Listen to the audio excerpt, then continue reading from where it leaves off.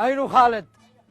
يا خالد! ايوه ايوه يا من على القطبال يا معي عمل. خير ان شاء الله. أين أنت؟ الله كنت انا كيف حال جاري العزيز؟ اهلا وسهلا. يو أنا عبد النهرة. مرحبا مرحبا بجاري العزيز. الله يبارك في أيامك. ليتك وليت الخير. ورينا المطر والسي. الله يرضى عليك. تخيل لا احتجت حاجة ايوه ما يجي إلا عندك.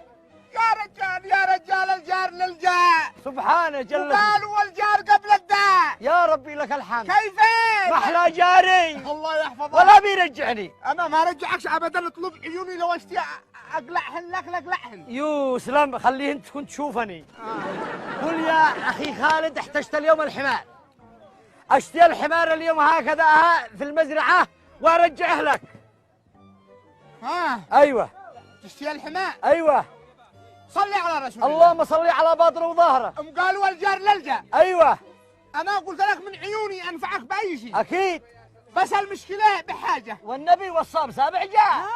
حتى الله عز وجل قال الذين يمنعون الماعو. صح. من ما جيت لا عنده لاننا داري. وتشتري الحمار. اشتري الحمار. بس تخيل سبحان الله الحمار كل يوم جالس هنا هذا الحر. الا اليوم جابني بزه وصار اسود هكذا. وهذا الصوت ما هو. هذا صوت الحمار ما هو اللي قد عجل القريه كله.